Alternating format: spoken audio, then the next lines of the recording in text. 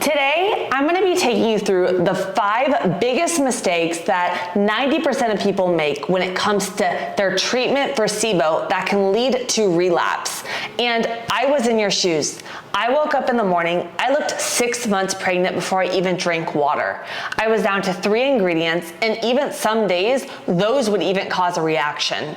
I've been to every doctor. I had severe chronic constipation, gas, bloating all the time, mast cell activation, and I figured out I had 15 types of parasites, H. pylori, Sibo, and when no doctor was able to heal me, I researched out of it to the extreme, and I healed myself. I went back to school to become a holistic nutrition consultant and a GAPS practitioner, and now I work with clients all around the world, healing them from Sibo, gastroparesis, we got mold, people with the foot of their colon removed, mast cell activation.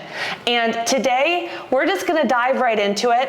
After you watch this video, go back and watch my part 1 on Sibo I did last Monday, and part 2, and they are saved under my Sibo playlist, as well as my whole leaky gut series, part 1, 2, and 3 under my daily lives. And make sure you are subscribed, more on gut health, hormones, thyroid, and even post-menopause, perimenopause, fat loss. So the first biggest mistake that I see 90% of people make is they do not address the, well, I'm gonna call it the not sexy stuff, the basics. What I mean by that is we have stress, insufficiencies, HCl, and this is what they do.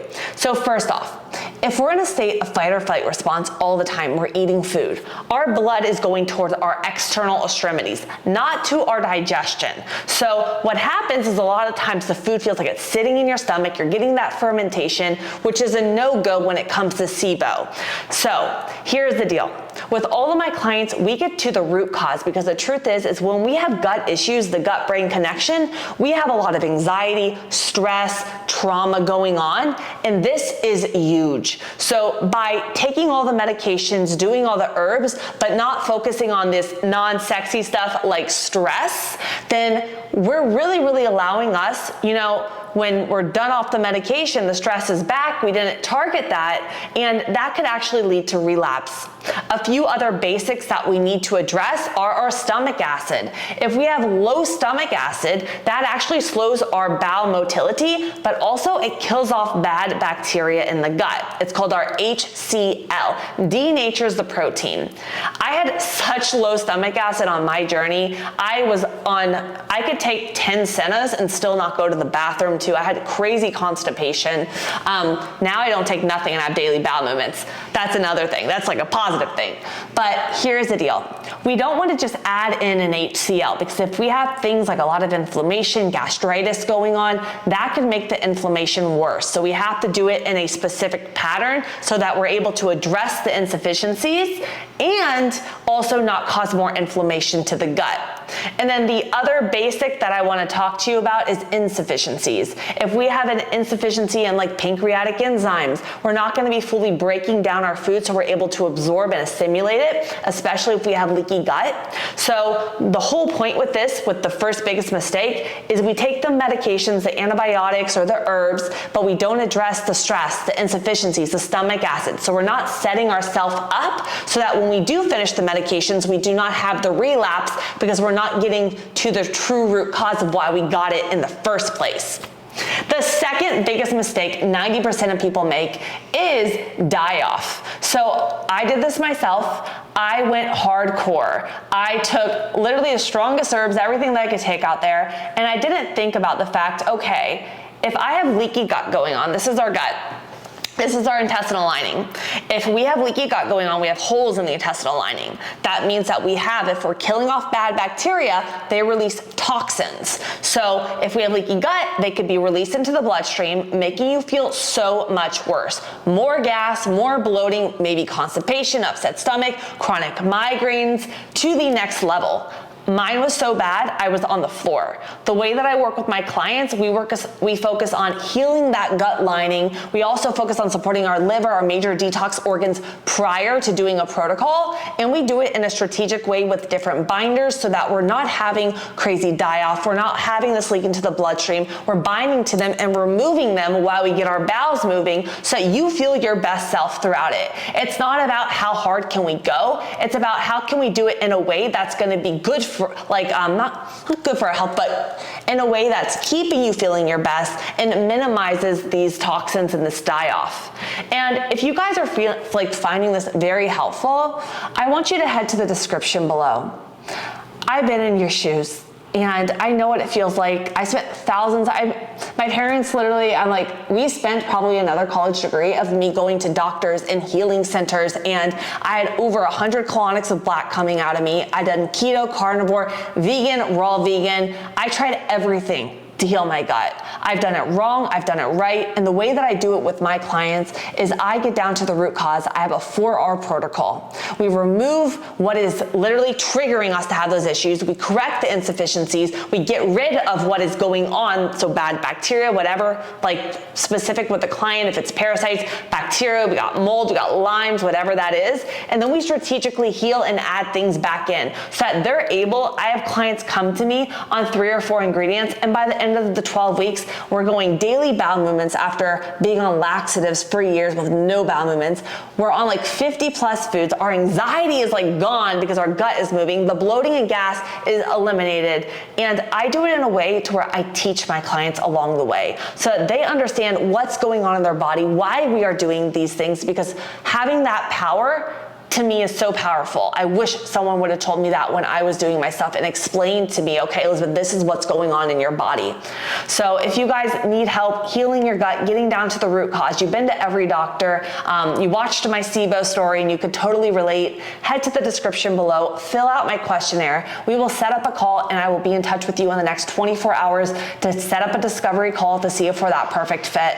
I run my business. You will only ever talk to me, and I just truly want to help people after everything that I went through.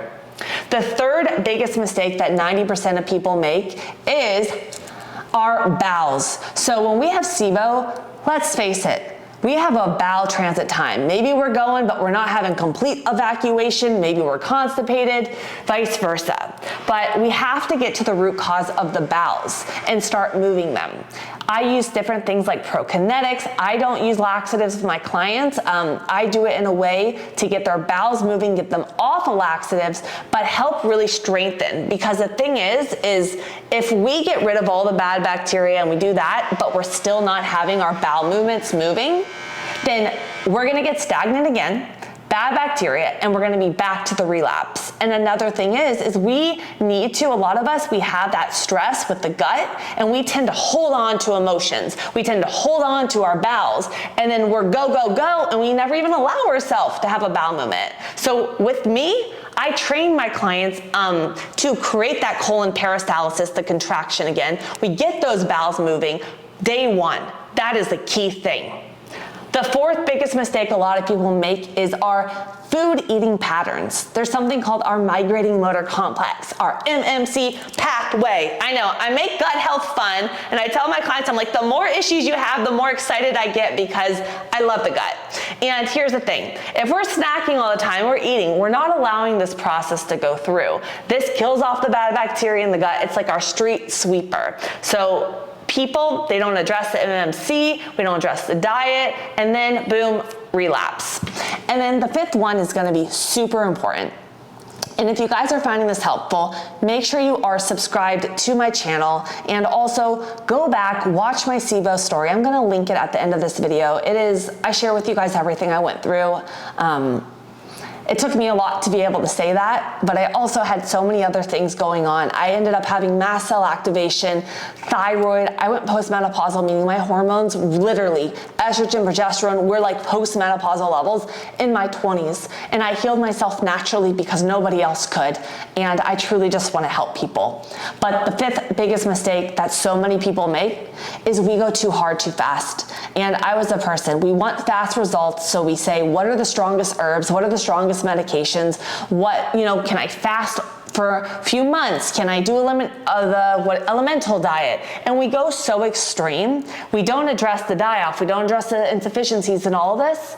And what happens is all the die-off goes into the bloodstream, you feel worse, and more isn't always better. We have to really do this in a strategic way so you're feeling your best self. Clients come to me and literally like week 1, week 2, they're like, Elizabeth, my bloating went from a 10 out of 10 to like a 2 to 5 out of 10. I'm going to the bathroom. I have less anxiety. We're adding in foods because I want my clients, there's so much fear of food when we have these gut. We create the healthy relationship because the truth is when we correct the insufficiencies and you don't feel like your food's sitting in your stomach and we're having evacuation, so we're doing it in a way to where you're not having all this gas and bloating and pain throughout it, you start feeling better around food, less fear of food. You start being able to increase more. So the 5th biggest mistake is people want to go so hard so fast, and more isn't always better. We have to be very strategic with the way that we do this. If you guys need help, head to the description below, fill out that questionnaire. Let's set up a discovery call to help heal your gut. And remember, your gut is your second brain. If we got anxiety going on, if we have metabolism issues, I work with so many clients with Hashimoto's, hypothyroidism, reverse T3. They are training so hard they can't lose weight. The gut, to me, when we're able to address it, I have clients losing, a lady, she came to me with severe gut issues. In 12 weeks, she's down 18 pounds eating more food because we addressed our gut. She is not doing cardio. She's walking maybe 6K steps a day. We're healing her gut. I have a lady come to me, she is literally on iron transfusions for the last 10 years. We healed her gut, no more. Her fertility levels are at the highest. So take your health back. Let's get to the root cause. Never underestimate your gut, but also don't just go add any probiotic and stuff out there because that can make it worse, especially when it comes to SIBO. I will see you tomorrow. Make sure you subscribe, and I love you.